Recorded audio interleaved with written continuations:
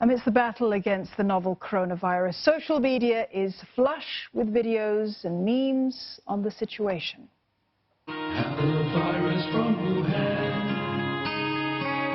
Another problem's here again. Now, one video has been created by Singaporean entertainer Alvin Oon. It's titled "Fight the Virus," to the tune of the classic Simon and Garfunkel song, The Sound of Silence. And the memories all saw splattered in my brain. And Alvin joins us here tonight. So, Alvin, thanks for coming in this evening. My pleasure. So tell us, I don't say what inspired you to make the music video, but what made you think of doing it to song? Well, I wanted to do something, and we saw from the news that a lot of issues are coming out, especially from China, and I thought I should do something about it, write a song, something that is informative, something that is educational, and more importantly, something that gives hope to everybody that we all should be working together to fight the virus. So this song has been set to The Sound of Silence, which many people will know and many people are familiar with. Yeah. Why that particular song? Well, it's a 1965 song, so it's been around for a long time, so it's a very familiar tune. Most people can remember the song.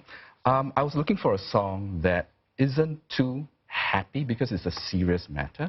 So Sound of Silence, as you know, hello darkness, my old friend, it starts with a very serious tone. So I thought, hey, that might just work. But at the same time, gave that little bit of inspiration.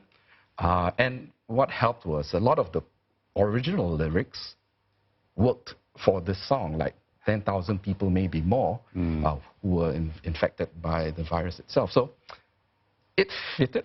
The only challenge was singing the song too, as well as Simon and Garfunkel, because it's very high, and I'm naturally a bass.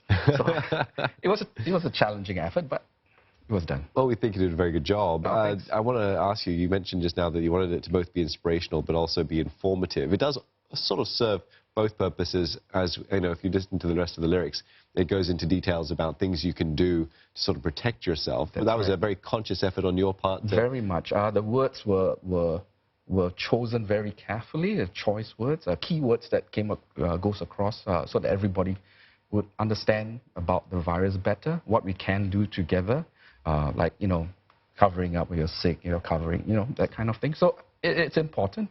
And most important, as I say, at the end of the day, is to give hope and inspiration, because I've been getting messages from all over the world. People from Hong Kong, from China, they've been telling me, oh, thank you so much for doing this. We felt so alone, but when we heard the song, it gave us some hope that people actually cared, outside of where they lived. So that's great. Well, when I listened to it, Alvin, I couldn't help but feel, on the one hand, of course, this is such a serious issue. The situation is still evolving. I mean, it's captured the world's attention as well because it's spread globally. What do you hope people are going to take away from this? I mean, you've mentioned that, they've been inspired, haven't they? Definitely. What I would like to see is the virus does not discriminate. Whether whatever race you are, whatever nationality you are, we all got to work together to fight this together, and we have to have the trust in each other that we can all do this together.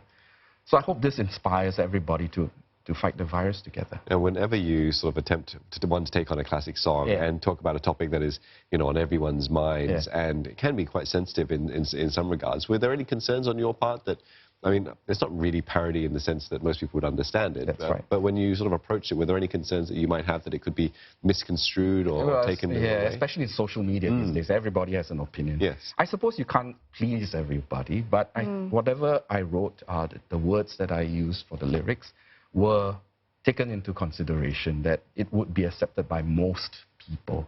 Of course, I had to mention about snakes and bats.